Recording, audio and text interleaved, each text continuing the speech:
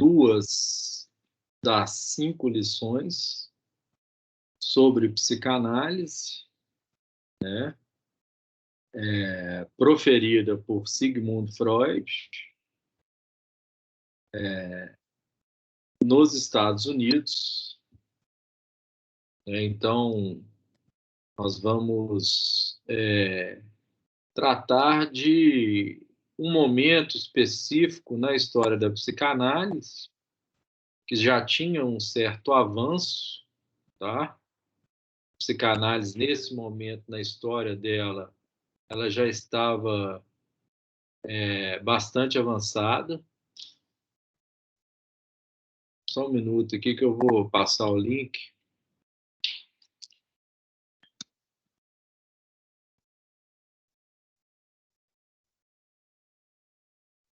Se eu consigo. Por que tem gente que não está conseguindo, você sabe? Então, nesse momento, a psicanálise já está bastante avançada, tá? Vocês conseguem copiar o link e mandar lá no grupo, gente? Alguém? Só para eu não ter que perder minha atenção aqui. E vocês estão me escutando bem? Sim, o professor, parece que já estão conseguindo entrar já, mas eu também não consegui achar o link, não. Eu acho que é a forma que você está abrindo a reunião. Eu também não achei o link aqui, não. Eu copiei, colei, mas não consegui copiar, não. Mas vai tentando aí, porque eu não consigo fazer 10 coisas ao mesmo tempo, não. Então, o que a gente vê? Né? Então, já é um momento, né? O Freud, então, ele vai para a universidade, que é uma universidade importante nos Estados Unidos, tá? Ele já é uma pessoa conhecida, relativamente conhecida, e ele vai para a região de Massachusetts, nos Estados Unidos, estado de Massachusetts, na Universidade Clark University. Né? E ele vai a convite do reitor da Universidade de Clark, né, o professor do curso de Psicologia e Pedagogia. Tá? E o nome dele, inclusive escrevi um artigo recentemente, que eu trabalho um pouco a teoria dele, é o Stanley Hall. Então, ele é um dos primeiros psicólogos, pedagogos, que trabalham sobre a questão da adolescência.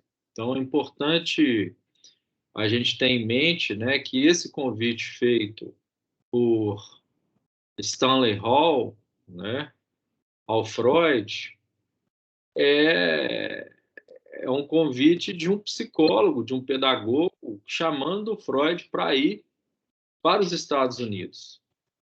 Tá? E Freud já era reconhecido, já havia escrito um dos livros mais importantes sobre a teoria psicanalítica, que é o livro A Interpretação dos Sonhos, de 1900, né? Onde ele vai mostrar que o sonho, né, é uma das 3 grandes vias de acesso ao inconsciente, junto com o sintoma o ato falho e o xixi também, né, para a gente pensar a formação do inconsciente. Então, ele já havia causado toda uma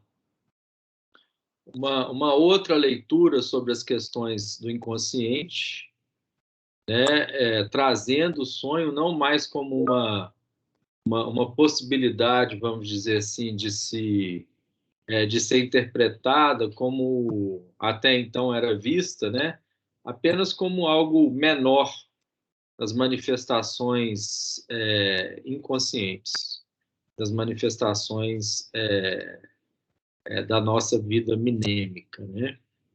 Freud, então, ele vai trazer uma perspectiva que ele vai positivizar os sonhos, né? Ele vai chamar a atenção dos sonhos, né? Então, os sonhos, eles nunca mais foram os mesmos depois de Sigmund Freud, tá?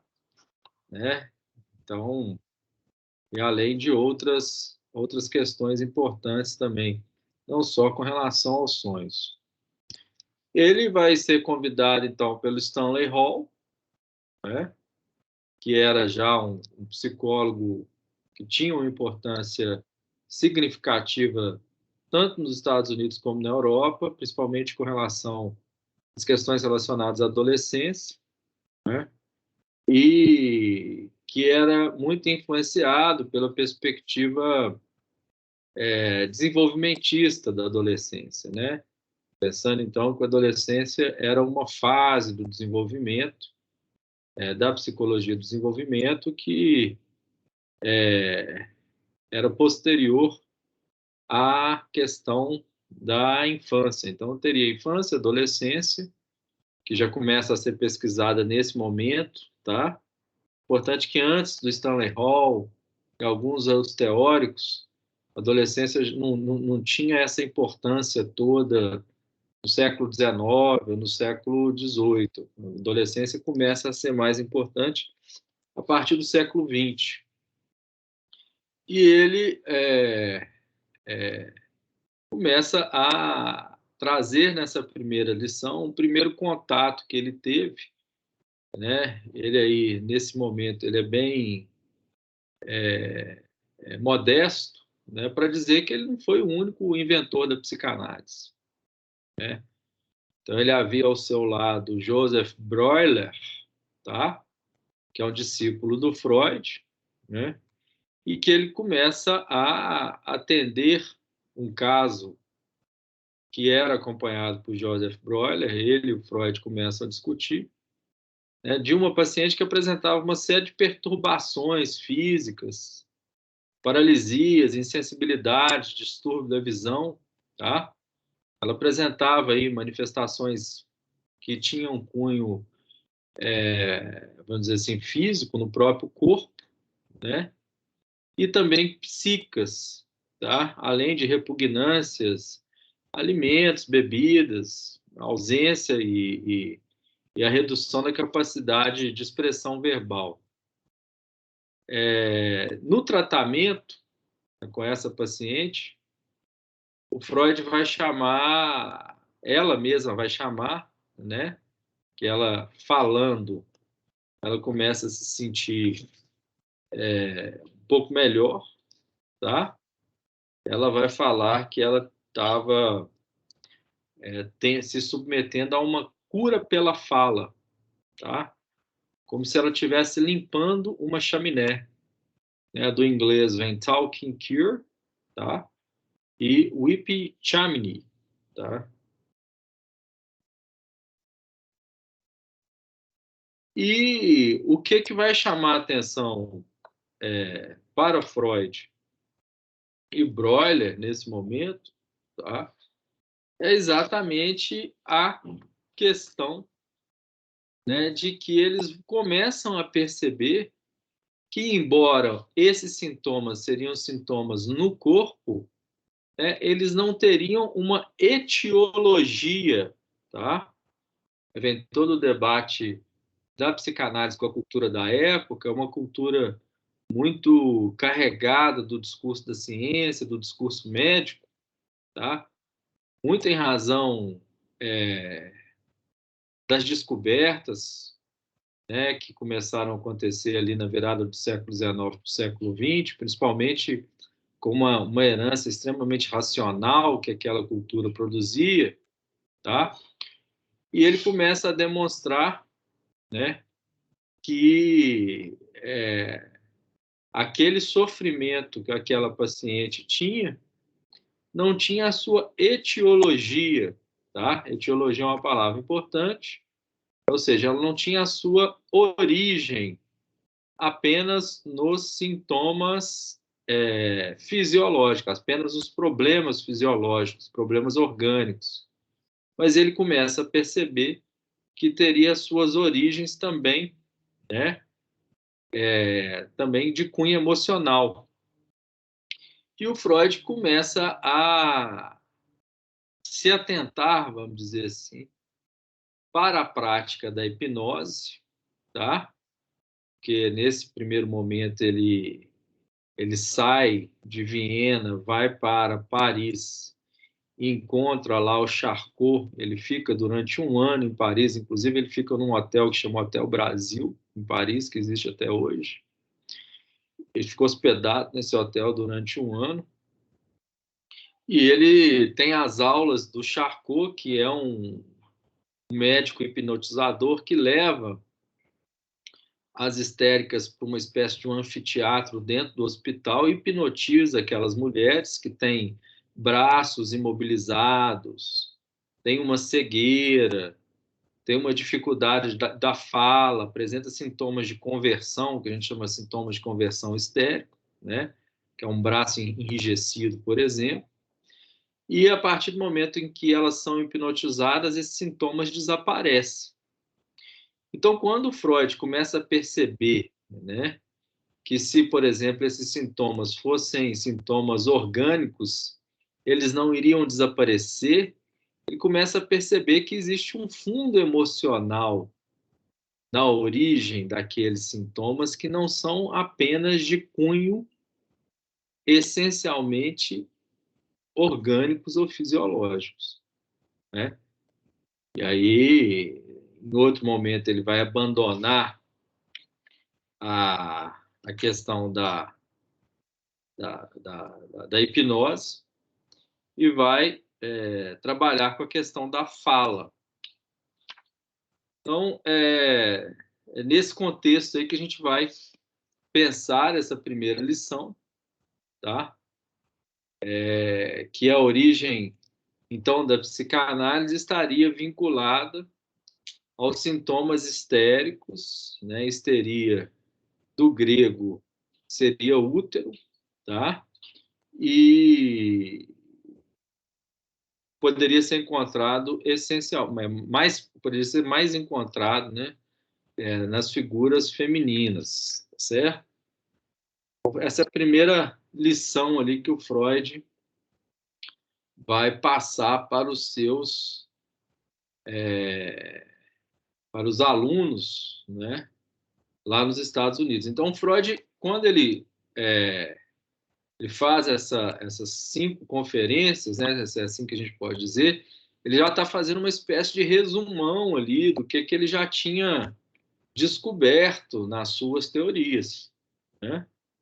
Então, essa primeira lição a gente já pode analisar, né, que essa grande descoberta do Freud, ela vem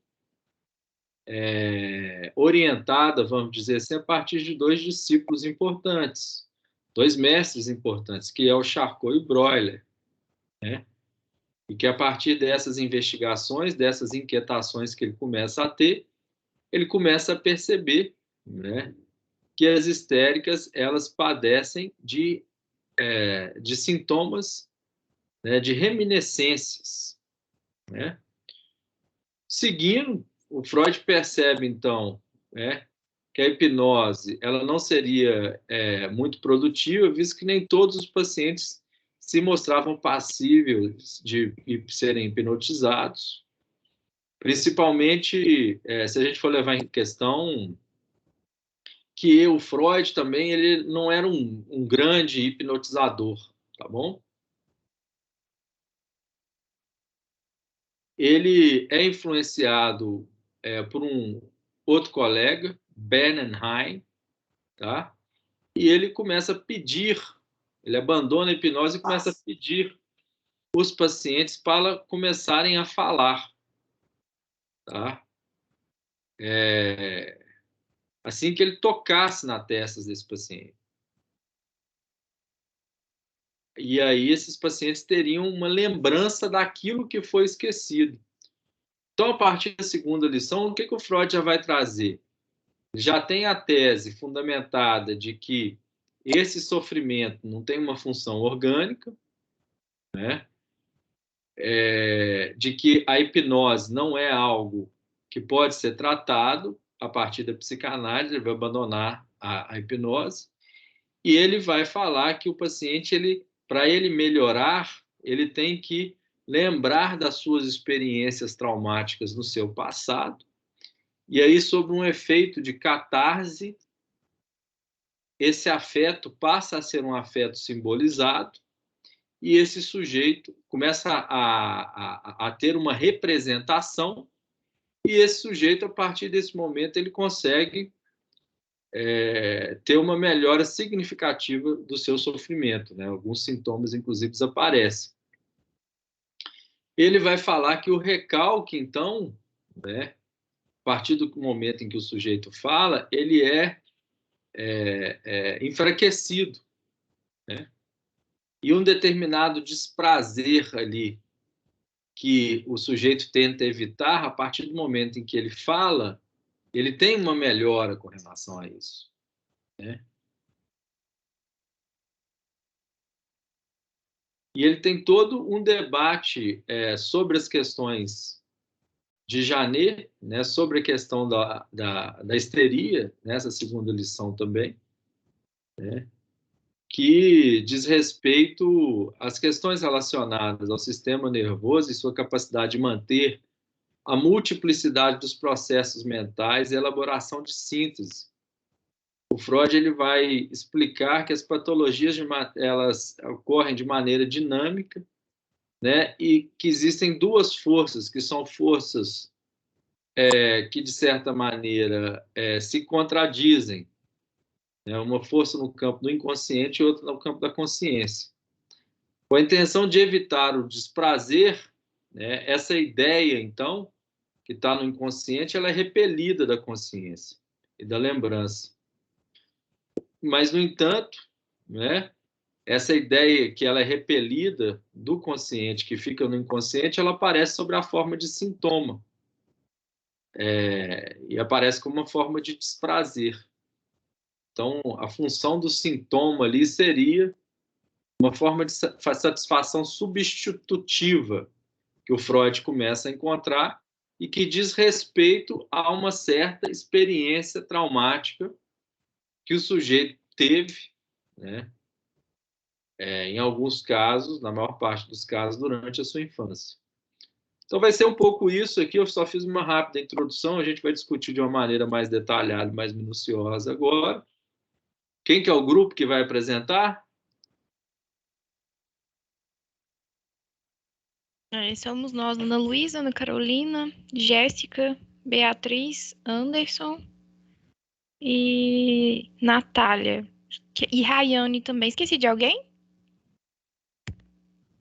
Acho que não, né? Então, vou passar a palavra para vocês aí. Gabriela. É a Gabriela. É a Gabriela, o Tony. Então, vamos lá. Vou passar a palavra para vocês. Eu vou apresentar a tela aqui. E a minha internet está muito ruim hoje. Acho que se chove já fica ruim. Aí eu vou desligar a câmera só para eu conseguir ter um melhor desempenho aqui, tá? Tá bom.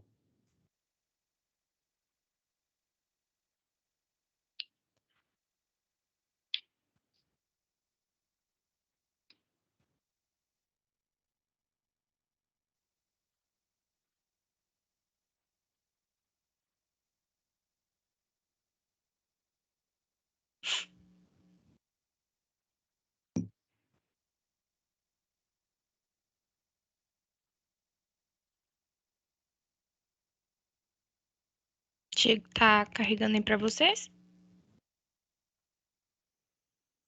Sim. Está começando a carregar. Vamos aguardar aqui. Tá. Parece que Aí vai.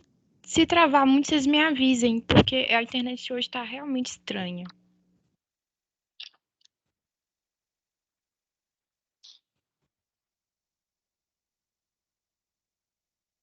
Foi? Foi. Tá ótimo. Então tá, beleza. Eu vou falando, aí se for travando, se tem algum problema, vocês liguem o áudio, por favor, não falem pelo chat, porque eu não tô vendo o chat agora, tá? Aí se travar, se vocês pararem de me escutar, vocês deem o grito aí. Boa noite, né? Eu sou a Ana Luísa. Eu faço parte do grupo que tá a Ana Carolina, o Anderson, Beatriz, Gabriela, Jéssica, Natália e Rayane. Hoje a gente vai apresentar as duas primeiras lições, né? das 5 lições da psicanálise e de Freud, né? E aí, antes da gente começar a nossa apresentação, né, o professor já mencionou alguns pontos, alguns tópicos. Eu queria mostrar para vocês como que a gente vai apresentar, né? Vou dar uma breve introdução, tá? Depois a gente vai falar sobre a primeira lição, a segunda, e ao final a gente vai apresentar 2 sínteses, né? Uma para cada lição, para a gente ver de forma geral o que a gente compreendeu dessas 2 lições. Vocês vão perceber, eu não, o grupo não teve ainda, não pegou ainda as outras lições para ler, né? Mas eu acredito que tem a mesma lógica que o Freud, ao explicar o que ele quer passar para a gente, né, em cada lição, ele sempre vai utilizar muitos exemplos, né, de casos clínicos. Então, hoje a gente trouxe aqui os exemplos que ele mencionou, não por coincidência, não à toa, é porque é o método dele de explicar o que ele quer, a teoria da psicanálise. E a gente percebeu, né, que esse texto o texto que a gente leu das 2 primeiras lições, provavelmente o Freud está ali numa conferência, numa palestra, né? Ele está ali palestrando para alguém. Várias vezes ele conversa com o interlocutor, fala do espaço onde ele está. E a gente entende também que ele rebusca, né? Ele faz uma busca do início da psicanálise, né? Não é à toa que ele vai citar o Brauer, que é um dos estudiosos com quem ele trabalhou lá no início da psicanálise. Mas vamos lá, vamos para a nossa primeira lição. Nessa primeira lição a gente vai ver alguns conceitos principais, né? O conceito de histeria, principalmente, e como o Freud trabalhou com Brauer. Passo minha palavra.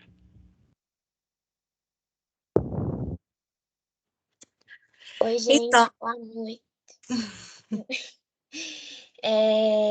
Eu sou a Natália e eu vou falar um pouco sobre o que é a histeria, né?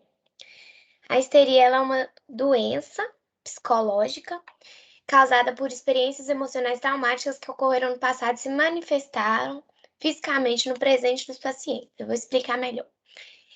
Um quadro comum dos pacientes era ter como origem dos seus sintomas físicos algo que lembrasse eles alguma experiência traumática que eles tiveram passado.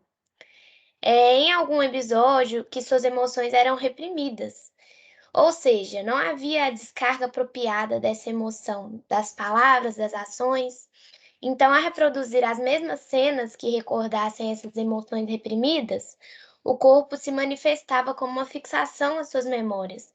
Na verdade, se tratava de memórias que às vezes nem eram lembradas por essa pessoa, mas os sintomas fazem lembrar, né? E durante o tratamento, isso fica claro, que eles vão lembrando desses traumas ao longo do tratamento, ao longo do. Ai, até esqueci a palavra agora. Ao longo do tratamento. Esse fenômeno foi denominado por Brawler e Freud, sei lá, falar, de conversão histérica. Freud, vamos lá, Freud. Freud.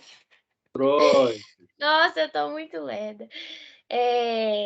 De conversão histérica, que significava basicamente resíduos de experiências traumáticas convertidas em sintomas físicos.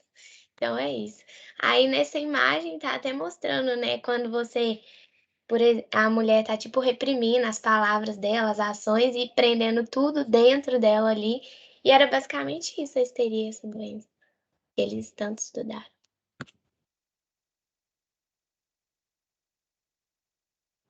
Pode passar minha palavra também.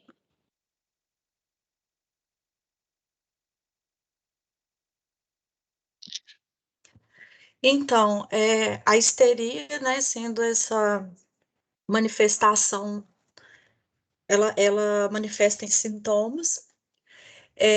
O Brauer, ele utilizava o hipnotismo para fazer o tratamento da moça, né, no caso a Ana O, que é citada no texto. E, bom, eles achavam nessa época que a histeria era uma doença que vinha do útero, né? Por isso que eram as mulheres que eram as histéricas. É,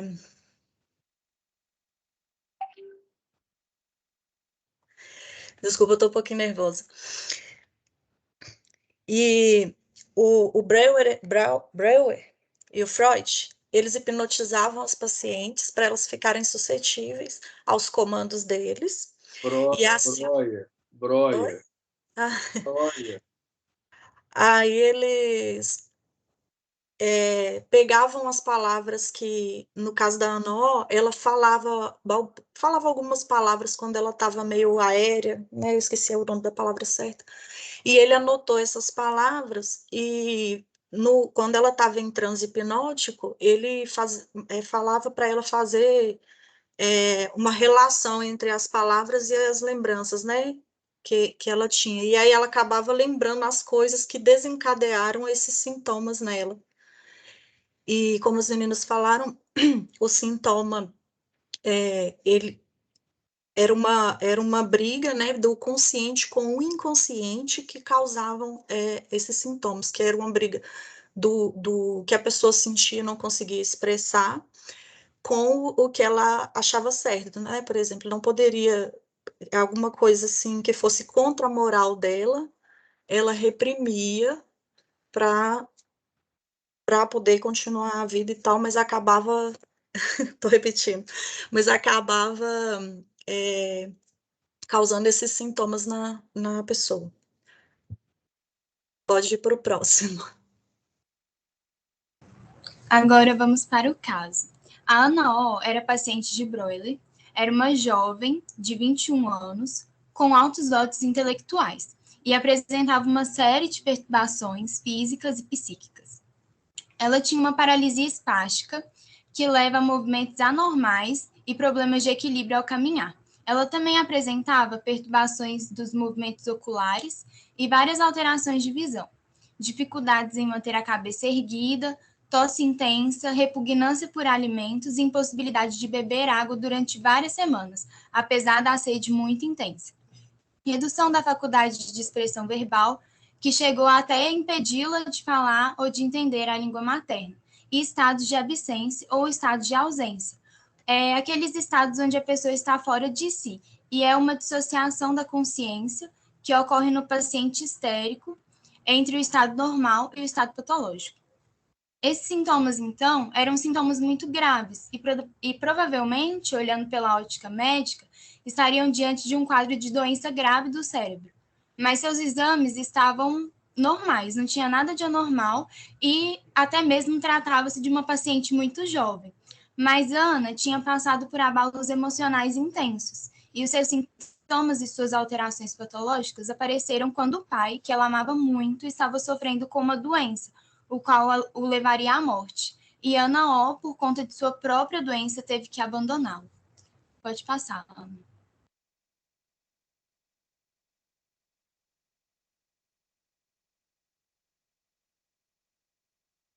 Então, boa noite. Aqui eu vou tratar sobre os primeiros passos para, né, o tratamento. Freud, ele atentou, né, que o estado, né, de abstinência, o paciente, né, a Ana O, ela murmurava algumas palavras e, percebendo isso, ele anotou essas palavras, quais eram, né, e depois de que relatava, né, ela relatava a história, o sofrimento, tudo que ela estava passando, ele percebeu que incitá-la, né, e associou essas ideias à paciente, e ele passou a reproduzir, né, diante do médico, essas fantasias. Eu estou um pouco nervosa também, acaba que eu estou saindo um pouco e voltando do assunto. Pausa, peraí. O que aconteceu, na verdade, foi que, depois dela relatar essas tristezas, essas fantasias, seus desvaneios, ela voltava, né, ao estado normal.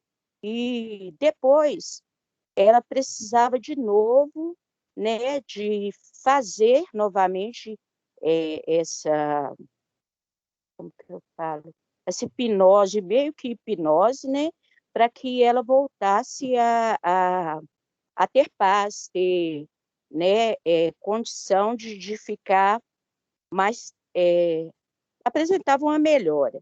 E a segunda parte, pode passar, por favor?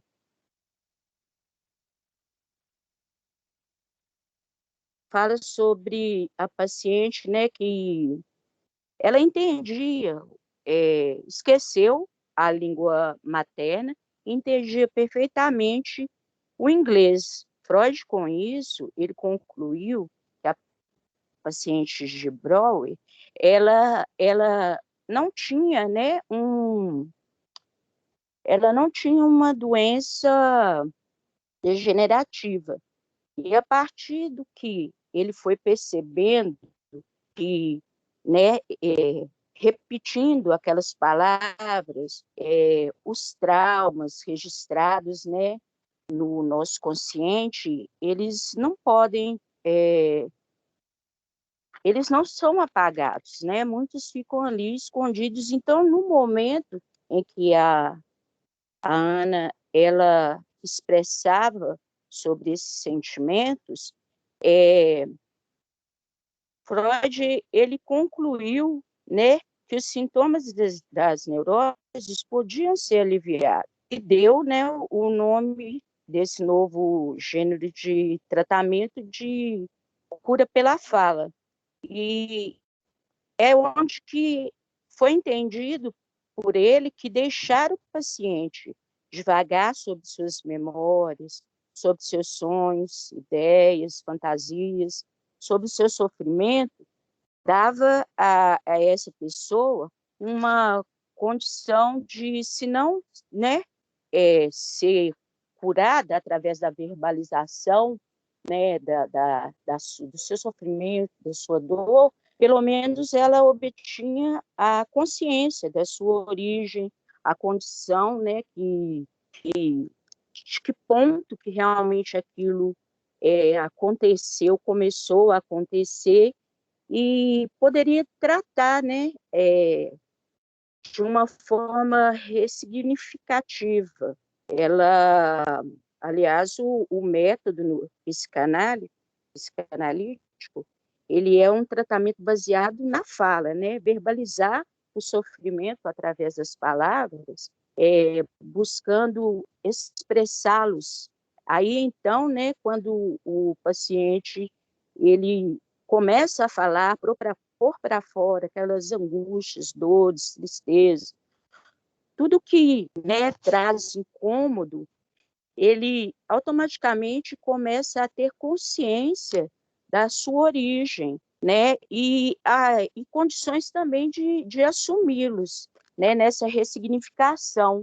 Ele é, é, é, passa por um processo, né, de criativo, de habilidade, né, de atribuir uma importância àquele acontecimento diferente do que até então ele tinha, né? E assim é o que Freud deixa apresentar, né? Que foi logo assim os primeiros passos, que foi comentado, né, também pelo professor, que deu o nome cura pela fala e limpeza de chaminé.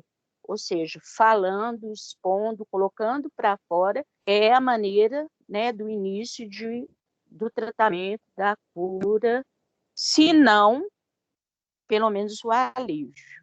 Né? Passo a palavra.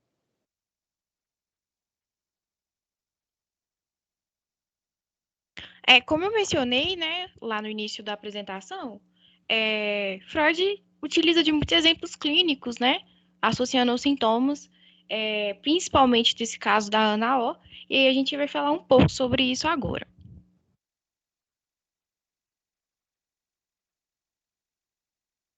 Boa noite, aqui é o Anderson. Como foi bem dito pela colega aí anteriormente, a Ana O apresentava vários sintomas a respeito desses traumas que ela sofreu. E aí ele apresenta alguns deles que foram tratados pelo método da hipnose. O primeiro caso, que foi o caso da hidrofobia, que ele cita no texto, ela ficou muito tempo sem tomar água e consumir qualquer tipo de líquidos. Ela só se hidratava através de frutas e outros alimentos com caldo.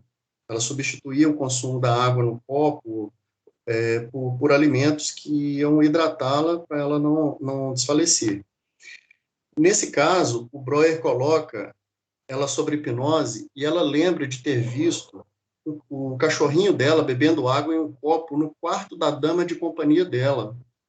E pelo fato dela não gostar dessa senhora e ter uma certa repugnância pelo cachorro, ela ficou muito nervosa quando ela viu essa cena. Não se manifestou, represou os seus sentimentos, e esses sentimentos se manifestaram com uma fonte de estação psíquica que produz esse bloqueio. E isso foi dito por Breuer a Freud, né? Então, através da hipnose, ela contou esse caso e ela foi curada pelo fato de externar esse sentimento que ela tinha represado por muito tempo. O segundo caso que ele trouxe a respeito da mesma paciente, que é a Ana O, foi quando ela cuidava do pai.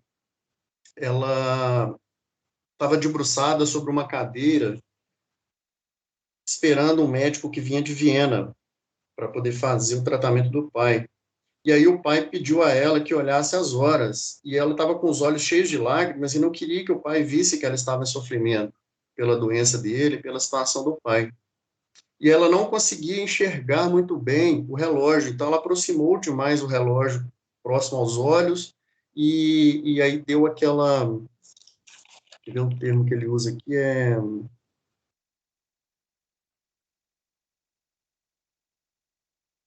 Eu não consegui encontrar o termo que ele usa aqui. Mas ela, pelo fato dela não conseguir enxergar o relógio ali, ela apresentou essa dificuldade de visão, por ter represado também esse sintoma, e de não querer que o pai visse que ela estava em sofrimento. E aí, nesse mesmo momento que ela aguardava, ela se debruçou com o braço direito sobre o encosto da cadeira que estava na cabeceira da cama, do leito do pai. E aí, ela quase adormecendo, ela entra numa situação de delírio, que ela viu uma serpente saindo da parede, indo em direção ao pai dela, querendo atacá-lo. E aí ela vai tentar ajudar o pai, e como ela ficou debruçada há muito tempo sobre o braço dela ficou dormente, e ela não conseguia ajudar o pai, e sentiu aquela paralisia. E na hora que ela olhou para as mãos, ela viu os dedos dela em formato de serpentes, com a ponta dos dedos em forma de caveira. E aí ela começou, aquele desespero, começou a rezar, a serpente desapareceu, e ela ficou com esse sintoma de paralisia no braço. E aí, quando ela foi colocada em estado de hipnose por Breuer, ela consegue se livrar dos dois sintomas, tanto dos olhos quanto da paralisia da mão. Da mesma forma que no primeiro caso, ela externando esse sentimento que ela teve, essa alucinação, ela conseguiu se curar desses problemas. E um outro caso que Freud cita também aí no texto, dessa primeira lição, é de uma outra paciente. Aí ele resolve aplicar o método de Breuer em seus pacientes, e suas experiências confirmam as experiências de Breuer.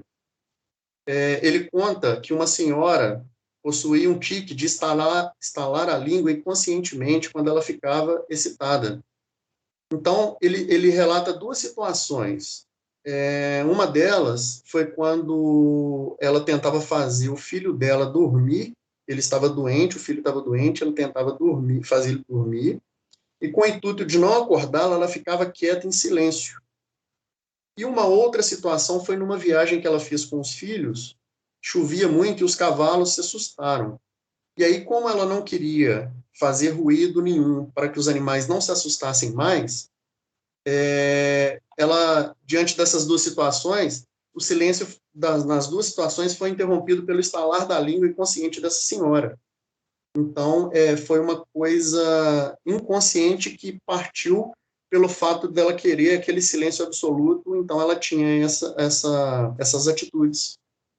E aí eu passo minha palavra, que era o que eu tinha para apresentar. Obrigado. Aí, só retomando, né? Tudo que o Anderson relatou aqui agora foram exemplos que o Freud deu, tá?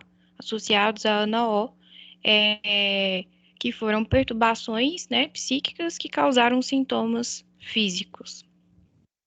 Agora a gente vai entrar na segunda lição, né? Essa foi a primeira, baseada principalmente nos casos da Ana O e da questão da histeria, com Freud estudando junto com Breuer, tá? E agora a gente vai entrar na segunda lição, que tem como foco, né, a questão do recalque e da resistência, né, do resistir. Vamos lá. Essa parte eu já vou deixar avisado, tá bom, professor? Quem falaria era a Rayane. A Rayane pediu desculpa porque ela teve um problema pessoal, o avô dela parece que teve que ir para o hospital. Então, eu estou assumindo a parte dela para que não fique sem apresentar, tá? E eu vou falar com ela para entrar em contato com você mais tarde.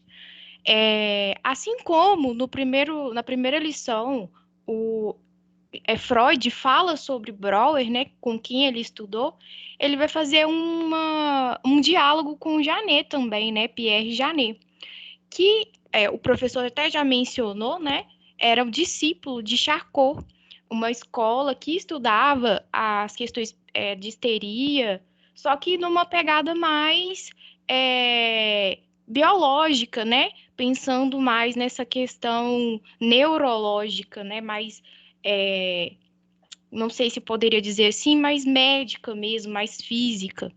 E aí, entre os estudiosos, Freud achou lá Pierre Janet, com quem ele tinha mais contato, que ele achou assim que a teoria dele fazia mais diálogo. E aí, a partir disso, né, ele começou a fazer esses diálogos com a teoria de Janet, né? Que a histeria era uma forma de alteração degenerativa do sistema nervoso, mas tinha questão psíquica também, que se manifesta pela fraqueza congênita do poder síntese psíquica. E aí o que acontece? Esse é um ponto que era o que mais difere, né? O que o Freud mais discordava, que era a questão dessa alteração degenerativa do sistema nervoso. Janet achava que a histeria era causada por hereditariedade, né? E Freud, como a gente viu na primeira lição, traz exemplos de momentos, né, que não necessariamente está ligado com a genética, com a família, principalmente pelos exemplos da Ana O. Janet, ele trabalha muito com a questão das ideias fixas, né? A dissociação psíquica faz com que as ideias expulsas da consciência criem ideias fixas. E aí a pessoa fica com aquelas ideias fixas, né? Ficcionadas, que retornam para a consciência em formas de sintomas. Então, essas ideias fixas vão voltar para a consciência e aí isso vai tomar sintomas físicos, né? O Freud dá como exemplo como se uma pessoa, uma mulher, ela tá voltando das compras e aí ela deixa algum produto cair e aí quem nunca passou por isso, né? Deixa uma coisa cair, vai pegar e deixa a outra cair, aí cai e aí fica caindo interminavelmente. Então ele faz essa comparação. Ana, você quer complementar? Não, quando chegar nos 3, aí eu complemento se tiver alguma coisa. Ok. Então, os pacientes histéricos seriam, desde um princípio, incapazes de manter, como um todo, a multiplicidade dos processos mentais, que é o que vai voltar aí para esse exemplo, né, da moça que deixa cair uma coisa, vai tentar pegar, e aí cai outra, e vai caindo outra, e aí sai do controle, né? E aí, só lembrando do caso que o pessoal já mencionou lá na primeira lição da Ana O, Freud discordava disso. Por quê? Porque a Ana O, por exemplo, ela, apesar de ter dificuldade por causa da histeria, né? De falar a língua materna, o alemão, ela conseguia ler e falar fluentemente o inglês. Então, o Freud discordava disso exatamente pelo que ele tinha estudado com a Ana O. Lembrando que a Ana O era uma paciente de Breuer, tá? Não era do Freud. Freud juntou-se a Breuer para pesquisar esses casos da Ana O, né? Essas situações.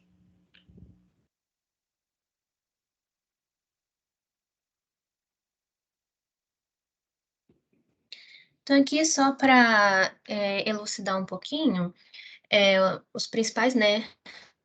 Os principais, digamos assim, personagens, os quais apareceram, né, tanto na primeira quanto na segunda lição de Freud, que nesse primeiro nós temos o Breuer, o Freud e o Janet. Então, a diferenciação, né, porque como a gente viu, a priori, o Freud, ele trabalhou próximo com Breuer, né, as pacientes, a Ana O, ela era uma paciente do Breuer, não do Freud, só que Freud utilizou, né, como um caso de observação para, inclusive, nas suas próprias pesquisas, nas suas próprias formulações. Porém, primeiro Breuer, né, como a gente viu, ele tem a questão da talking cure, a cura pela fala, né, que se daria pelo tratamento catártico, e para isso teria que ter uma hipnose profunda, ou seja, ele utilizaria essa hipnose profunda para tentar, de alguma forma, entender a origem, né, as causalidades do sintoma do paciente, né, do doente histérico. Com o passar, o Freud, ele, de certa forma, ele abandona a questão da hipnose, sobretudo por ver que a hipnose em si ela não conseguiria, de fato, fazer com que o psicanalista, né, nesse caso, ele conseguisse entender bem as origens, né, do problema do paciente, o que estaria levando a esses sintomas. Né? Então, ele abandona a hipnose e ele começa, então, a trabalhar com o doente, o paciente, em estado normal, né, em consciência. Ou seja, se antes ele, junto com o Brauer, ele via essa questão da hipnose, a pessoa não estava, né, consciente, ela estava inconsciente, ele passa a trabalhar com o paciente totalmente consciente, aplicando como se fosse né, ele pergunta ao paciente questões mais pressionando, sabe, o paciente para com que ele, de alguma forma, tentasse se lembrar o que ele achava que não sabia. Quando eu vi essa passagem, eu me lembrei um pouquinho sobre a maiêutica do Sócrates, né? É aquela coisa, você tem aquilo em si, você tem, no caso, por exemplo, seria um trauma, e você tem ele e você, de alguma forma, sabe que tem ele. Então, você tem que externalizar isso, você tem que colocar isso para fora. Só que, claro, isso requer um grande dispêndio de força, de pressão. E, diferentemente de Janet, que é um neurologista, como a gente viu, ele é um discípulo de Charcot, que vê a dissociação psíquica por razões de hereditariedade e a degeneração do sistema nervoso, o Freud ele já observa essa dissociação psíquica que ocorre a partir de conflitos, né, entre os impulsos do recalcado. Recalcado, né, é aquele trauma, tudo aquilo que foi levado ao inconsciente. Com isso, ele acaba descobrindo o recalque e começa também os seus estudos na parte do inconsciente. E só voltando um pouquinho no Breuer, que quando coloca aqui que ele discorda da questão degenerativa, né, do Janet, que o Janet, né, neurologista, ele acreditava, como eu falei, nessa dissociação por questões hereditárias de degeneração, o Breuer fala que não, que ele vai utilizar o próprio caso da Ana O para exemplificar isso, porque quando ela teve, né, os problemas dela, as causalidades, e isso levou naquele momento, ela não se lembrava da língua materna, né, o alemão, ela conseguia falar muito bem o inglês, ou seja, ela teve uma deficiência, só que ela foi, de certa forma, substituta por uma outra que acabou sendo um pouco mais exaltada, né? Ela não lembrava o alemão, mas ela falava muito bem o inglês. Pode passar, por gentileza. E aqui falando um pouquinho sobre o recalque que o Freud chegou a essa teoria, né? O Freud, ele vai formular essa concepção do recalcado, que seria aquilo que foi reprimido, né? Seria pelo ego, para o campo consciente da mente, né? Da psique. Então, nesse estado, não se pode, portanto, né, manifestar através do sujeito por conta da repressão que ele vai sofrer, ou seja, algo foi recalcado, foi levado ali para o inconsciente, ele não consegue sair desse estado porque ele vai sofrer uma repressão. Daí foi observado que o recalcado ele se dava pelo aparecimento de fortes desejos, os quais eram conflituosos com as aspirações morais, né, da personalidade do sujeito. E a incompatibilidade entre o desejo e o ego do sujeito, ele era essa razão de existência do recalque. Então, a repreensão é a forma do ego de se livrar de tudo aquilo que não seria bom para o sujeito. E a repressão, ela faculta a não lembrança do que foi recalcado, né? Como eu falei. Então, o recalcado, ele pode ser um trauma ou até mesmo um desejo que venha a ser incompatível, sobretudo moralmente, como o exemplo que a Ana ela vai falar daqui a pouco. E esse recalque, né, ele é o responsável por esses conflitos que ocorrem entre os impulsos desejosos que partem do inconsciente com o ego do sujeito. E ainda assim há uma vontade incontrolável para aquilo que foi recalcado por meio dos impulsos, né, para com que ele saia desse anonimato e ele ultrapasse as barreiras dessa resistência que ele tanto sofre. Então, o recalcado, ele seria tudo aquilo que foi banido por o inconsciente, por vezes do próprio consciente, né? Para proteção do sujeito, para que ele não sofra, né? Predominando sempre os quadros da neurose. Então, aqui na imagem quadro, como a gente pode ver, tenta simbolizar de alguma forma que seria o recalque, né? Então, seria que essas mãozinhas seria meio que o inconsciente, ou seja, eles estão ali, eles têm esses impulsos, esses desejos, eles querem sair, só que eles estão presos. Aí, né, a jaula representaria o que seria a repressão. Pode passar? E os sintomas que o Freud ele deixou bem clara a importância do sintoma para a psicanálise. E ele observou que os sintomas, eles são derivados do recalcado, daquilo que foi reprimido, né, banido para o inconsciente, o que é de desconhecimento do sujeito. É uma representação substitutiva mediante algum impulso, né? Então, seria uma forma sintomática dele conseguir se fazer presente fora do inconsciente. Então, o inconsciente, ele, assim, propriamente dito, ele não pode ter conteúdo acessado pelo consciente, salvo em pequenas exceções, né? Como eu disse, é necessário para que isso tenha um grande dispêndio de força, que é o que o Freud estava fazendo. Né? Então, seu processo ele exige uma obrigação de suposições que ele vai ocorrer a partir dos efeitos de observação do sujeito, né? Já que é um lugar inacessível, né? Ele é mais reprimido. Então, os desejos presentes no inconsciente, muitas das vezes, eles vão se disfarçar de sintomas para ultrapassar as barreiras da repressão que vai proteger o consciente, né? Do que foi recalcado. Então, eles vão conseguir, de certa forma, eles vão enganar o ego e eles vão aparecer por meio do sintoma. Então, com o tratamento psicanalítico, trabalha-se o sintoma procurando entender e percorrer o caminho ao longo do sintoma e do que foi recalcado. Isto é, para o tratamento do doente, é imprescindível a existência do sintoma que levará ao trauma do sujeito inconsciente na sua psique. Então, por isso que muitas das vezes não é sempre a melhor opção você sair medicando totalmente o doente, porque muitas das vezes a medicação, óbvio que não em todos os casos, ele vai, né, mascarar aquele sintoma. Por exemplo, eu coloquei aqui, temos a ansiedade, a depressão, né? Às vezes a gente toma um medicamento e acaba não tendo esses sintomas. E muitos sintomas, eles são importantes para, de fato, conseguir chegar no que seria o problema, né? O que foi o recalcado.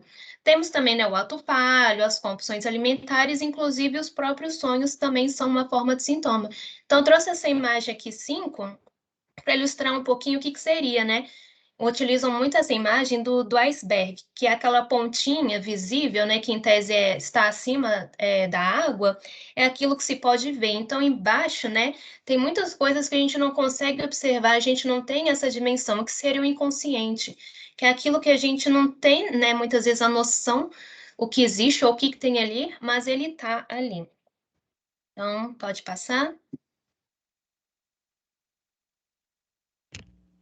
Então, a Ana falou sobre o recalque e a resistência, né?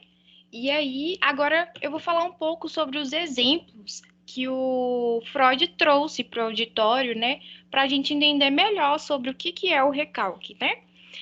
Freud fala, ele dá o exemplo como se ele estivesse lá palestrando e algum indivíduo, alguém, um homem, começa a fazer um barulho. E isso impede que ele continue a palestrar. Então ele vai lá e solicita que o homem se retire, né? Ou que ele seja retirado. Aí pessoas presentes na palestra pegam esse homem e levam ele para fora, para um vestíbulo, né? Então, vamos imaginar que a gente está numa sala de palestra, num auditório, e aí, fora ali do auditório, tem um vestíbulo, né? Uma sala de entrada. E esse homem, ele é barrado lá fora, né? Ficam ali duas pessoas para barrar esse homem lá fora.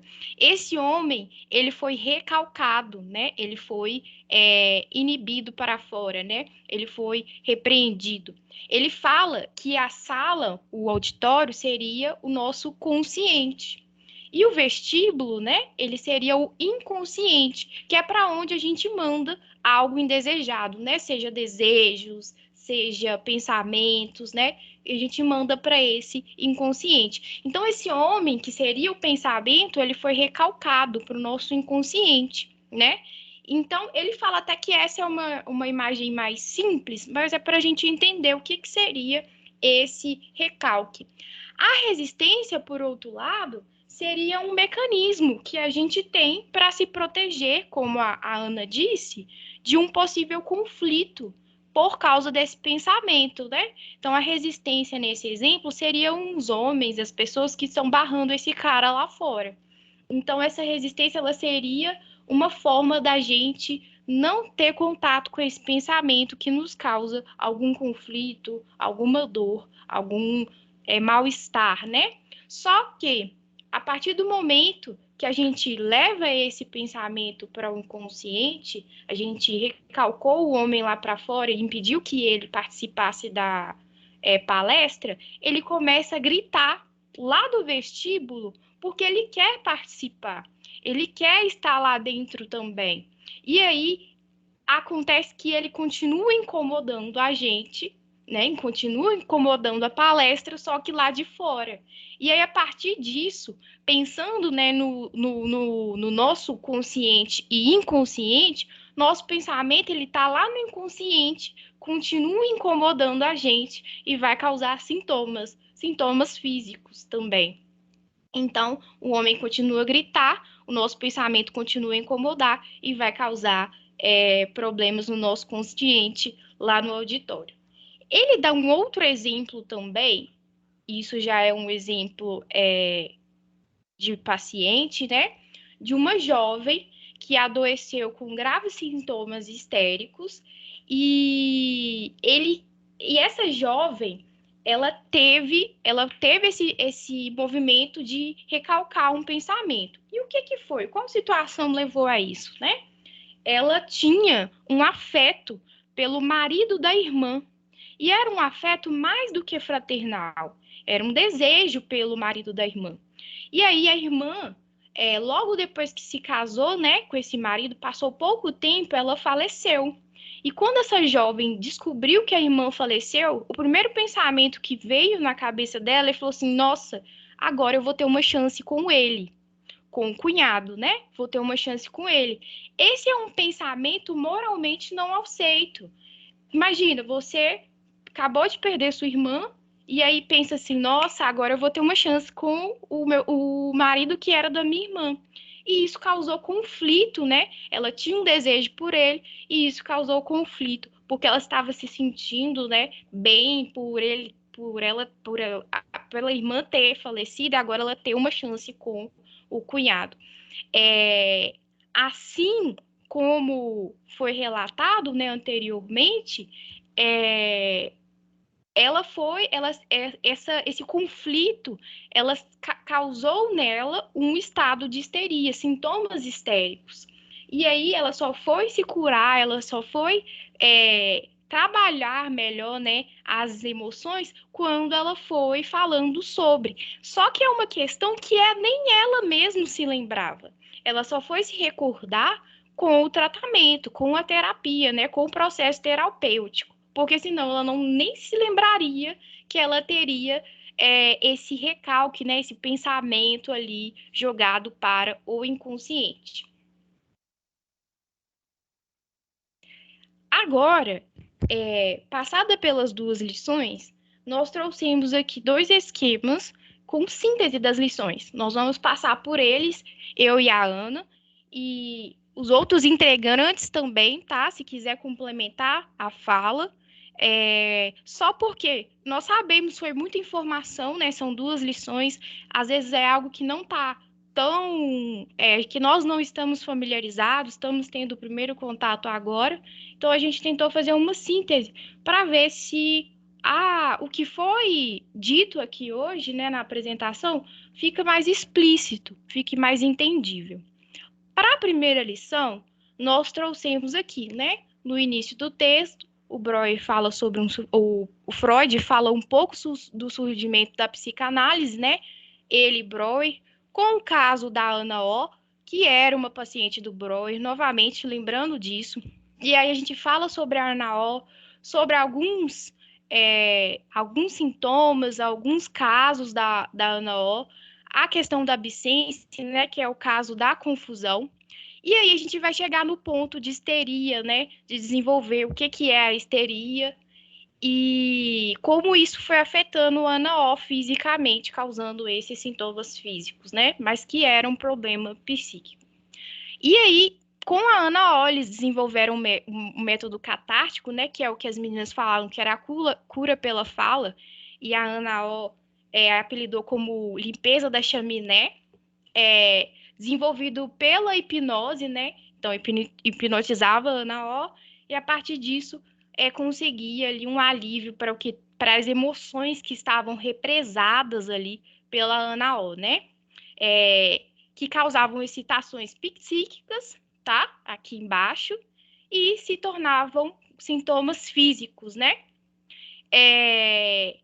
E aí acontece também um rompimento também, né? Vai falar um pouco mais, ele fala um pouco mais na segunda lição, mas é um rompimento de Breuer com de Freud com Breuer por causa da questão da hipnose, né? Da sugestão pós-hipnótica. E aí se desenvolve também os conceitos de consciência e inconsciência. Então vamos lá, conversão histérica a histeria, né? São resíduos de trauma que vão causar uma histeria, e a histeria vai ocasionar em sintomas físicos. Pessoal, alguém quer complementar? Pode falar, tá ótimo, tô adorando. Então, vamos lá. Para a síntese da segunda lição, nós trouxemos aqui, o esquema ficou um pouquinho menor, mas lá no início do texto ele fala sobre a influência de outros pensadores, né? Que é Charcot e Janet. Ana Luísa, mas explica mais a primeira. Eu acho que você só começou ali. Opa. Volta na primeira, aí. Sim, a primeira. Não, e aí o que a gente fala sobre o hipnose, que era um processo que eles tinham para curar, né, os pacientes terapeuticamente, né? Então hipnotizava os pacientes e a partir disso eles tentavam trabalhar essas emoções represadas para que essas emoções o que é uma represa, né, gente? Pensando numa represa de água, tá ali uma água tudo junta, barrada por uma grande parede, e aí quando a gente tem uma represa de emoção, tá ali um tanto de emoção tudo barrada, precisando sair de alguma forma. E aí a hipnose seria uma forma, né, de fazer com que essas emoções elas transbordassem, saíssem, né? A hipnose, ela age sobre o recalque, mas quando ela age sobre o recalque, a pessoa não tem nenhum domínio ali, né, daquela ação, então o sintoma desaparece, mas depois que a pessoa passa o efeito da hipnose, os sintomas todos retornam, né? Retornam. E foi isso que Freud falou, que foi um dos movimentos de Freud de romper com a hipnose, né? E aí entrar num outro método, né? Para entender as histerias das pessoas. Exatamente por causa desse retorno é como se fosse paliativo, né? E aí Freud falou assim, não, peraí, né? Tem alguma coisa errada. A gente tem que rever esse método de... Ana, Oi. Anderson, eu li que esses sintomas causados por emoções reprimidas, experiências traumáticas do passado, permanecem como fonte de excitação psíquica e tudo, o Freud ele considera isso como teoria do trauma. Ele classifica isso como teoria do trauma. Só para complementar mesmo sua fala aí nessa parte. Tá ok. Não, ótimo. Colegas, podem complementar. A gente fez essa síntese aqui, podem complementar. O que eu acho interessante, né, da questão histérica é a concepção dos resíduos de trauma aqui, né? Porque é uma questão de... É exatamente isso, né? O resíduo. O que é resíduo? É um pouquinho do trauma que ficou ali para você de uma situação. Quando eu li o exemplo, né? Quando o Anderson fala, por exemplo, do caso da Ana O, da hidrofobia, que foi causado só porque ela viu o cachorrinho bebendo água no copo dela, e isso causou para ela um problema enorme, que é não conseguir beber água, sabe? E ali tem um resíduo do trauma. Que causou uma histeria, né? E aí causou a hidrofobia. É um resíduo, um restinho. Não sei, eu sei que não é interessante usar palavras assim, mas um restinho do que ficou ali. Assim como, né, as outras situações de Ana O. Isso é uma questão, aí já que a gente ficou na dúvida e debateu entre a gente, professor, porque o caso da Ana O, ele foi trabalhado durante toda a primeira lição, citado na segunda, e os outros exemplos que Freud traz para a gente, eles são todos de mulheres, né? Isso tinha a ver com a histeria, era um caso específico das mulheres naquele momento, ainda é? Como é que é tratado? Então, é importante a gente ver que o Freud ele está num contexto, vamos dizer assim, onde tem uma Europa extremamente racionalista, né? Extremamente, né? Tem esses efeitos da cultura ali heteronormativa, e ele é um sujeito que resolve escutar aquelas mulheres e elas começam a apresentar uma forma de sofrimento, né? E que, de uma forma geral, a gente não encontra esse tipo de sofrimento hoje por causa de várias conquistas sociais que começaram a acontecer, né? Principalmente ao longo do século XX, né? Então, a psicanálise, principalmente o Freud, ele descobre, vamos dizer assim, os fatores inconscientes, principalmente numa clínica com as mulheres, tá? Embora a histeria ela não seja uma forma de sofrimento essencialmente com as mulheres, tá certo? A histeria é uma outra forma, ela pode ser encontrada nos homens também. O Freud, depois, um pouco mais tarde, ele vai descobrir outras formas de sofrimento, que seria a neurose obsessiva, né, que seria mais presente nos homens, que não aparecem sob a forma de sintoma no corpo, mas principalmente em forma de pensamento, tá? O sujeito ficar ruminando um pensamento, formas de culpabilização, né? E num outro momento, né, a gente vai ter depois outros dissidentes da psicanálise. A psicanálise ela começou nessa época aí, no início do século XX, mas ela foi renovando, foi sendo repaginada, foi sendo repensada, né? E outros teóricos eles vão fazer algumas contribuições em outros campos, que não são essencialmente no campo da histeria, né? Embora o Freud tenha começado, a gente vai ver, por exemplo, algumas investigações, né, no campo da psicose, né, no campo da esquizofrenia, da paranoia, né? A psicanálise começa a se abrir também, começa a ser, vamos dizer assim, um dispositivo para interpretar as questões da arte, começa também a ser levada para a literatura, para o cinema, né, para as artes plásticas. Então, ela começa a ter vários outros desdobramentos, né? Mas nesse primeiro momento seria na histeria. Então, é sempre importante a gente levar em consideração os fatores sociais que estavam acontecendo na época, né? A espécie de espírito da época, o Zeitgeist, né? E que aquele espírito da época reprimia, vamos dizer assim, principalmente os corpos das mulheres, né? E que hoje a psicanálise ela que conseguiu abrir, né, esse tipo de discussão e que influenciou bastante, principalmente o campo da política, os movimentos sociais e os discursos chamados de discursos feministas, né?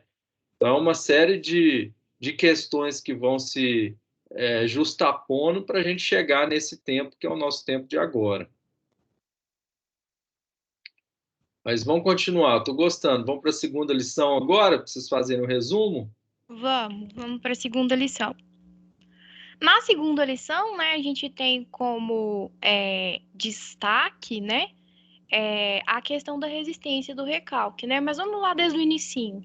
Ele fala sobre as influências de outros pensadores, né, que é o diálogo, que eu e a Ana a gente falou, com a escola de Charcot, e lá, né, nessa escola, né, aquele que mais dialogou foi Janet, só que o Janet tinha estudos da histeria mais voltados para o neurológico, que é a questão da hereditariedade, né? E também na segunda lição ele fala sobre a separação de Brouwer, né? Por causa de problemas da aplicação da hipnose. Então, acontece por Freud um abandono da hipnose, por causa do que a gente já mencionou, né? Ele viu ali que deixava alguma coisa, era algo mais paliativo, e aí ele começa a trabalhar com a técnica por lembranças. Então, ele ia perguntando, até que o paciente lembrasse de algo e quebrasse essa resistência ali, né, do que aconteceu, daquele trauma que ficou. Quem faz terapia, não sei se no caso da psicanálise, né, pode perceber que isso é bem comum até hoje.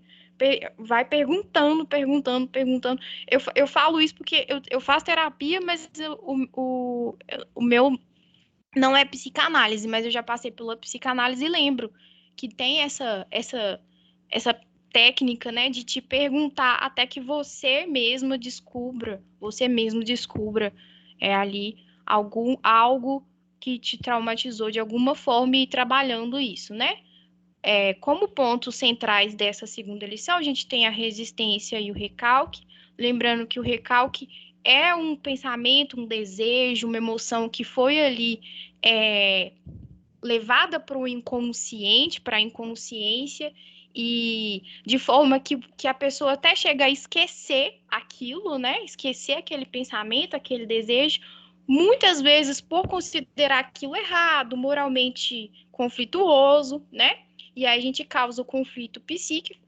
E a resistência é uma forma ali de que esse conflito não volte à tona, não atrapalhe a pessoa que teve aquele pensamento, aquele desejo, aquela emoção. E aí nós temos, né, os conceitos de inconsciência e consciência. Lembrando que a consciência, lá no exemplo de Freud, né, seria o auditório, onde todos estão debatendo, conversando, e a inconsciência seria o vestíbulo, né? A sala lá de entrada, onde o cara, que seria o pensamento, ele foi barrado. Colegas, se vocês querem complementar alguma coisa?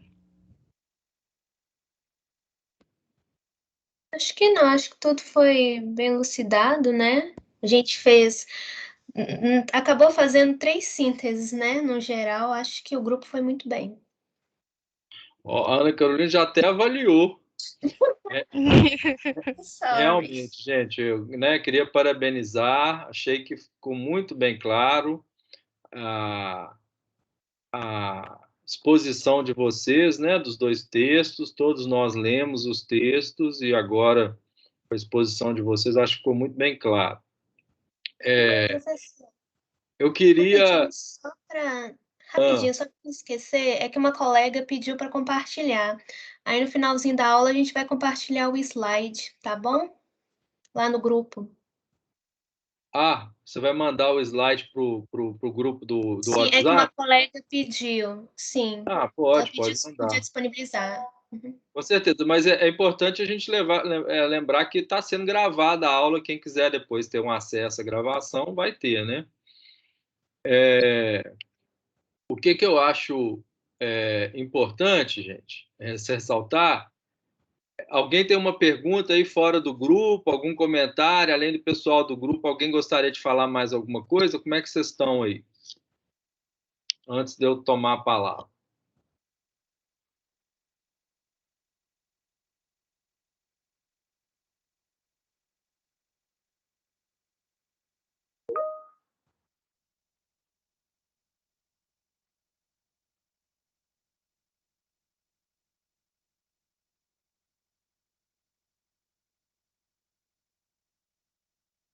Não tem perguntas? Comentários?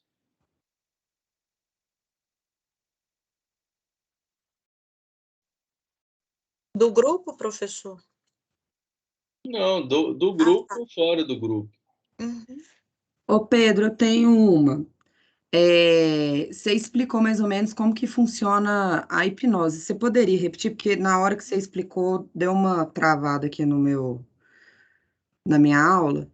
E eu tenho, assim, quando fala em hipnose, eu tenho uma memória de um cara que ia no programa do Gugu no domingo e hipnotizava a pessoa para imitar um monte de coisa. Então eu tenho um pouco desse preconceito. Eu queria entender como que funciona a hipnose. Eu posso explicar. Eu também, eu nunca fui submetido à hipnose, nunca fiz hipnose, né? O conhecimento que eu tenho também é um pouco, talvez um pouco mais amplo que esse aí do programa do Gugu, mas a pessoa ela vamos dizer assim, sugestionada, né, a entrar num estado um pouco de fora de consciência, né? E a partir daí ela a teoria da psicanálise, o Freud, ele buscou a hipnose porque ela enfraqueceria as suas repressões, o seu recalque, né? Enfraquecendo as repressões, o seu recalque, aquilo que, de certa maneira, aparecia no inconsciente em forma de desprazer, né? Vai aparecer uma válvula de escape, vamos dizer assim, aquela represa ali que estaria sendo represada pelo recalque, pela repressão, ela sairia e um sintoma de braço enrijecido, uma cegueira, desapareceria durante aquele período da hipnose, mas depois, quando a pessoa tomasse consciência de novo, o sintoma voltaria, né? Então, Freud vai partir dessa primeira hipótese, ele vai para Paris, fica tendo aula lá com Charcot, para entender um pouco a técnica e para levar a técnica para Viena, mas ele vai, tanto porque ele não era um sujeito muito bom na prática, quanto também ele viu que depois sobre o efeito, né, o fim da hipnose produziria, vamos dizer assim, uma espécie de retorno do recalcado, né? Então, ele iria abrir mão e ele viu que teria que fazer um trabalho com o sujeito com plena consciência, resgatando algumas memórias traumáticas da infância, e a partir do momento em que o sujeito fala, aquele afeto que estaria reprimido e sem representação, procuraria uma representação, e a partir daí o sujeito teria um sofrimento reduzido, né? Os sintomas desapareceriam. Mas o que é importante a gente pensar isso? Como que eu queria escutar de vocês, né, para a gente pensar essa relação que o Freud está fazendo ali, né, com a questão da educação, né, com a questão da aprendizagem, né? Como que a psicanálise ela pode nos ajudar a compreender os processos da aprendizagem? Queria ver como que vocês poderiam pensar esse tipo de construção. Ana Luísa levantou a mão. Pode falar, Ana Luísa. Então, eu imagino, exatamente por ter estudado essa questão da resistência, né, que o recalque ele pode impedir, causar, porque os sintomas que a gente viu de ansiedade e depressão acredito também pode ser aplicado a sintomas, por exemplo, de nossa, me fugiu a palavra, mas de não conseguir aprender algum conteúdo, de não nojo, mas distanciamento, algo que eu vejo em muitas crianças, né, muitos estudantes, uma barreira mesmo para aprender determinado conteúdo. Então, eu acredito que seria bem nesse sentido. Uma desatenção, né, em detrimento de um afeto ali que estaria aparecendo ali como algo que estaria recalcado e que a criança não consiga prestar atenção, né? Uma depressão, né? Um problema de alimentação, né? Recentemente, por exemplo, eu estava escutando um caso de um jovem, né, que ele viveu em alguns momentos situações extremamente desagradáveis com o pai, principalmente quando o pai vivia com a mãe, ele quebrava copo no chão, era muito violento, chegou a bater na mãe e tudo. Essa criança chegou a presenciar, a mãe se separou dele e tudo, e depois ele começa a entrar em contato com esse rapaz, esse menino, que já tem 9, 10 anos, e o menino, quando começa a conversar com o pai fala que vai ligar, não liga, e some, depois aparece de novo e fala que é ele que não está atendendo a chamada. Esse menino vai para a escola, começa a vomitar, começa a ter sintoma de automutilação, de se agredir, né? Quando o pai retorna, mas nessa situação um pouco também... uma posição um pouco cínica, intolerante, agressiva com a própria criança, né? Então, como que isso repercute, vamos dizer assim, no processo de aprendizagem, né? Então, é nesse sentido que um outro psicanalista, um pouco mais tarde, vai falar que o sintoma da criança é o sintoma do casal parental, e isso afeta o processo da aprendizagem, né?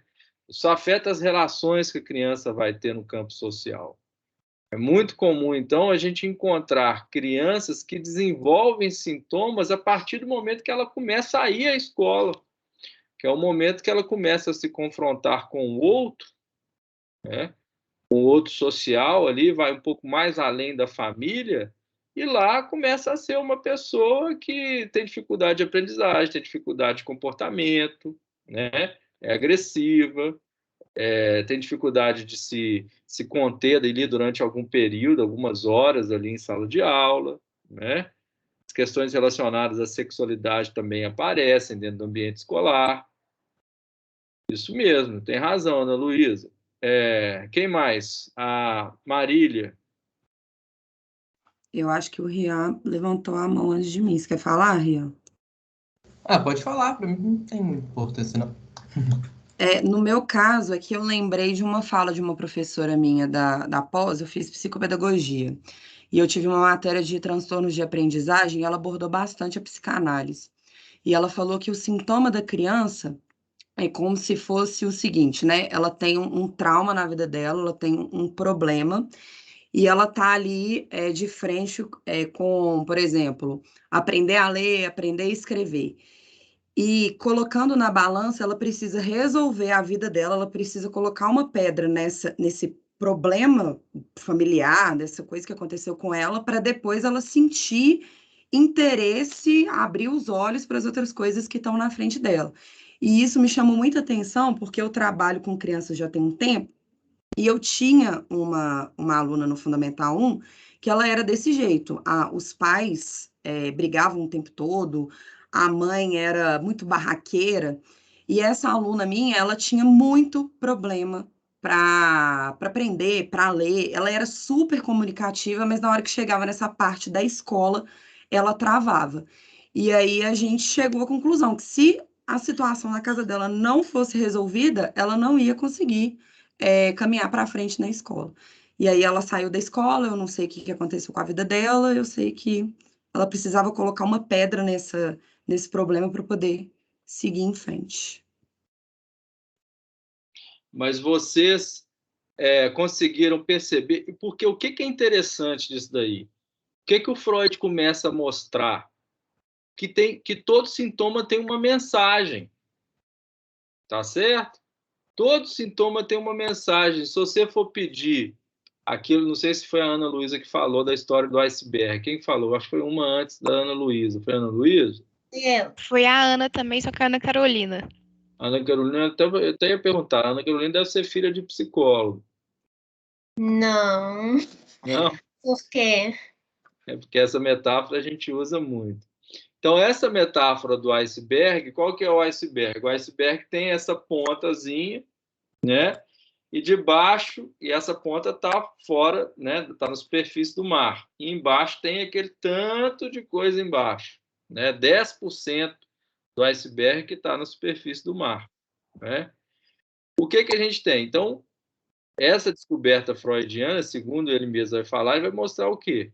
Que o homem, ou a mulher, o ser humano, né? Eu não gosto de usar essa palavra homem para definir a humanidade, ela não é dona da sua própria casa. Tem uma força maior que coordena o comportamento humano, tem uma força maior que, no certo sentido, traz, né, um certo determinismo nas escolhas, nos caminhos que o sujeito vai ter, né? E que é a outra parte que está submersa, né, desse iceberg, que o Freud vai falar, né? E que essa força maior, né, ela tem uma determinada mensagem, ela tem uma estrutura, ela tem algo ali que não é aleatório. Se tem uma forma de sofrimento, uma forma de sintoma, esse sintoma ele tem um certo contexto, que a gente vai ver, por exemplo, na lição 4, que o Freud vai falar do complexo de Édipo, que diz, por exemplo, das primeiras relações amorosas que a gente vai ter ao longo da infância, isso podem ser coisas que podem ser positivas, mas podem trazer coisas negativas, podem trazer experiências traumáticas, e que isso retorna depois na adolescência, na própria infância ou na vida adulta, tá? Ou seja, então, o sofrimento do sujeito, o sintoma do sujeito, aquilo que, de certa maneira, é represado e que, de certa forma, quer sair, ele tem algo que pode ser investigado, vamos dizer assim. A gente é uma espécie de detetive, né? O psicólogo é uma espécie de detetive, é que vai tentar descobrir ali, junto com o paciente ali, ó. Não, o que está acontecendo naquele momento ali e tal? Mas por que você está inquieto? Não, me dá uma angústia muito grande. Mas por quê? Ah, eu lembro que quando eu era adolescente, o meu pai, por exemplo, saiu de casa, ele brigava muito com a minha mãe. Um irmão meu não estava nem aí, ficava lá jogando videogame, o outro foi para a casa da avó ser criado pela avó, e eu ficava lá absorvendo aquilo tudo. E aí agora, quando eu começo a ter um sentimento que eu estou desempregado, não é só estar desempregado, vem um tanto de coisa que vem da minha história por trás disso. Ou seja, o que o Freud começa a mostrar? Nós somos sujeitos de história, né? A gente carrega em nós mesmos, né, nos nossos corpos, a nossa história, os nossos sentimentos, os nossos afetos, os nossos traumas, nossas dificuldades, nossas angústias, nossos medos. e isso pode repercutir dentro do ambiente escolar, né? Se a gente não está se sentindo bem, se a gente tem algo ali que retorna que em forma de sintoma, isso vai atrapalhar no nosso processo de aprendizagem, igual vai atrapalhar também nos nossos relacionamentos com os nossos amigos, vai atrapalhar em todos os lugares. E a escola, que é o lugar que a gente passa mais tempo, é claro que isso vai aparecer. Né? E como que a gente vai descobrir isso? Se a gente quiser descobrir, né? O Freud vai falar, por exemplo, para a gente entrar, tentar descobrir o que aconteceu, o sintoma é um caminho para a gente tentar descobrir, o ato falho, o xiste, é outro caminho para a gente tentar descobrir, os sonhos é um caminho para a gente tentar descobrir, e com relação à criança, por exemplo, o que é um caminho legal para a gente fazer, por exemplo, é um desenho livre. Se você pede a criança para fazer um desenho livre, ela vai trazer ali, igual a gente descobre os nossos sonhos, nossos medos, nossas fantasias, os nossos desejos, a criança representa isso muito bem no seu desenho livre. Né? Por exemplo, se vocês já estão trabalhando aí com criança, não sei se já estão, né? Porque a gente que já está aí fazendo atividade presencial. Se vocês pedirem uma criança para fazer um desenho livre, vocês vão ver muito bem como é que aquela criança se coloca no mundo, como é que ela se percebe. Né? Então, o desenho para a criança é a via régia do encontro com o inconsciente. Né? Assim como nós temos os sonhos, nós temos os sintomas, nós temos os atos falhos, para a criança nós temos os desenhos. E é com os desenhos que nós vamos descobrir e vamos entrar na alma desses pequenos sujeitos para ver que tipo de conflitos que ele tem, qual que é a construção que ele tem da sua imagem paterna, da sua imagem materna, da relação dos dois, que tipo de sintomas se construiu, se esse pai relaciona bem com a mãe, se a mãe relaciona bem com esse pai, se a mãe ama esse pai, se a mãe deseja esse pai, se a mãe nomeia esse pai, o tempo inteiro denigra a imagem desse pai, a criança depois começa a absorver isso, começa a ter uma relação negativa com a figura masculina, porque a mãe não faz isso com o pai. Então, você vê uma série de construções que aparecem dentro do romance familiar e que isso vai afetar o processo de aprendizagem, não só o processo de aprendizagem, mas também as questões relacionadas ao comportamento. O Rian levantou a mão aqui. Pode falar, Rian. Então, boa noite. Eu trabalho com aula particular, né? E então, grande parte dos alunos que que chegam até mim, né? São os responsáveis que procuram crianças ou jovens chegando na pré-adolescência. E uma estatística interessante é que grande maioria, assim, de 8 a 10, de 10 alunos, tem pais separados, né? Isso é uma estatística, assim, pessoal, mas que conversando com outros colegas que também trabalham com aula particular, isso é recorrente. E é interessante perceber como que isso afeta nesse processo de aprendizagem e como que talvez isso seja o principal motivo dessa dificuldade de aprendizagem, né? Então, muitas vezes os pais, eles estão ausentes e até mesmo a aula particular como um processo meio de terceirização do cuidado, sabe? Como um processo ali de deixar aquele ambiente educacional onde o pai, a mãe, o responsável...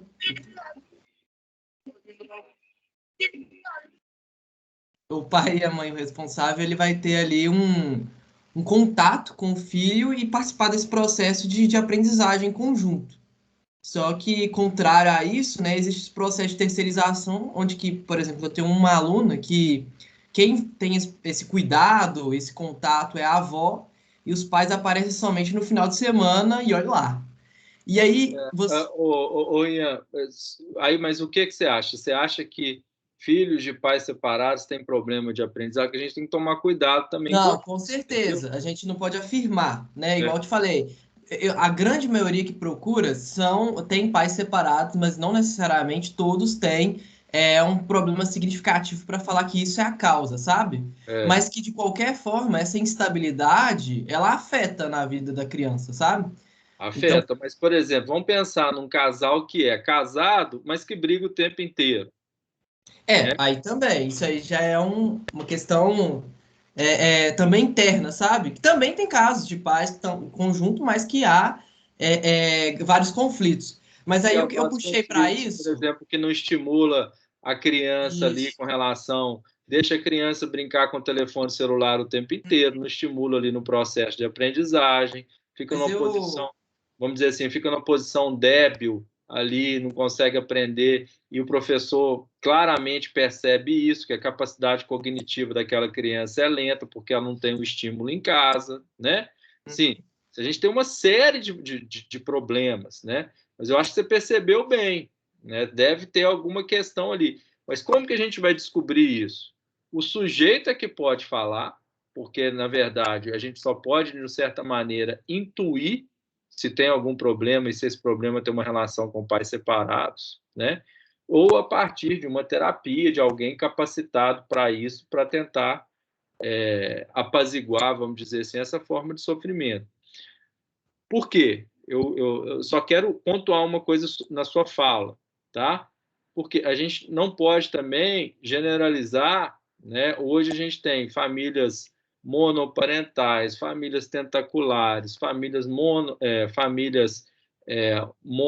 né? De casais que têm orientações sexuais iguais ou que têm outras formas e que, de certa maneira, podem até cuidar de uma maneira melhor do que casais, vamos dizer assim, heteronormativos, né? Só para pontuar um pouco essa questão, né? Não estou falando que você está falando, mas aproveitando esse gancho que você está trazendo para trazer esse tipo de discussão também, né? Para não entrar num discurso que a gente vê por aí, a gente vê isso por aí. Ah, não, tem problema porque o pai é separado, né? Tem problema porque, na verdade, vive numa família que tem dois pais que adotaram que são gays, ou duas mães que arrumaram uma barriga de aluguel, né? E aí a gente acaba caindo no discurso moral, e não é isso, né? A gente encontra aí famílias que estão muito bem orientadas, levando em consideração que são oriundas de estruturas familiares, vamos dizer assim, que não são heteronormativas, né? Aí, só para complementar, eu puxei para esse assunto porque você falou do desenho e eu acho muito importante, que eu adoro trabalhar com desenho. Estou vendo esse desenho. É um desenho que o aluno fez de mim. Ah. E um dos casos em específico, a aluna ela não conseguia desenhar os pais. Ela não conseguia desenhar os pais. E isso é interessante perceber, né? Por que não desenhar os pais? Isso já é um dado, olha que Isso legal. é um dado. Por que não conseguir desenhar os pais? Aí ela falou o quê? O mais interessante é que o fato dela não conseguir desenhar os pais é porque eu pedi para ela desenhar ela com a família dela. Então ela falou assim: é porque a minha família é o meu pai, a minha mãe e uma avó. Só que eu não vou conseguir desenhar a minha família junta, porque eles nunca estão juntos, né? Então a mãe ela tá em um momento com ela, o pai tá em outro momento. Então para ela é muito difícil enxergar esse momento ali de junção entre o pai, a mãe e a avó, entende? Em um mesmo ambiente. Então para ela ficou difícil desenhar aquilo. Bacana, bem legal. Ô, gente, alguém quer comentar outra coisa? Acho que ficou clara essa primeira aula com o Freudão. Não deu para sacar o Freudão aí? Ele não é legal? Ô, professor, agora eu quero fazer uma intervenção. É que na primeira aula você falou que os textos eram bem tranquilos de ler, mas eu não achei tão tranquilo assim. Não sei se é porque é meu primeiro contato com a teoria, mas eu achei que tem que abstrair bastante para entender, reler, ler, se apoiar os exemplos para compreender, porque senão não vai. Você achou, Ana Luísa? Você falou muito mal. Realmente, eu acho que você não entendeu nada do texto, viu? Você Com licença, professor. deu para perceber, você não achou tranquilo. Oi? Não, eu achei difícil. Desculpa. Ô, Ana, só fazer o comentário que o professor fez. Eu tenho anos de vida, muito mais anos aí que vocês, e achei a sua aula sensacional. Eu queria dizer assim que deu uma clareada muito bacana e eu achei que vocês... Tô vendo o Rian falando dessa questão aí de aprendizado. Eu tô sem câmera, tá, gente? Mas em breve vai ser corrigido o problema. Meu nome é Diana, Não, sua tenho câmera tá 45 funcionando aqui anos. pra Tá gente. funcionando? Vocês estão me vendo? Então, Sim. tá. Tenho 2 filhos, não participei da primeira aula, adorei essa aula que você deu hoje, esse trabalho apresentado. E aí, na realidade, falando um pouquinho só do que o Rian falou, só um comentário, eu acho que essa questão da percepção, ela vai até pelo lado positivo.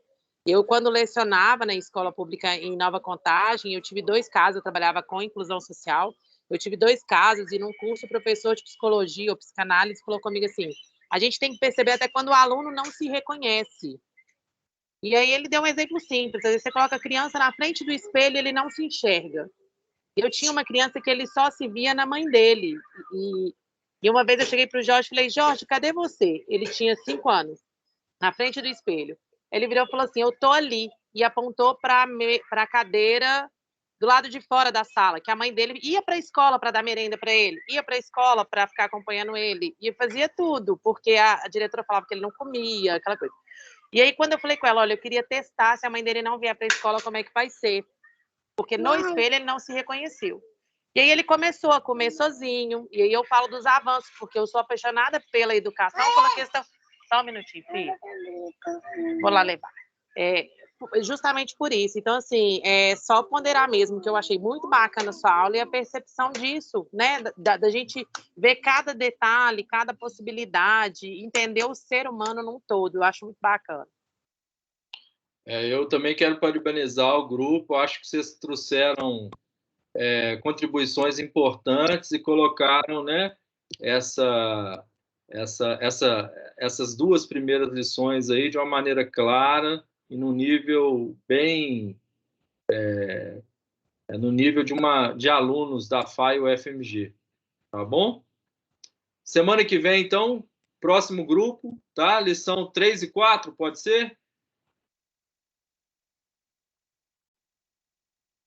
Tranquilo, então, gente? Quinta-feira? Tranquilo.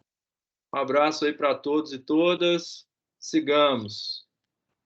Boa noite. Boa noite. Boa noite. Obrigado pela aula.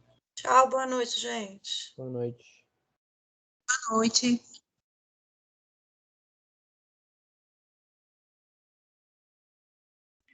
Tchau, boa noite.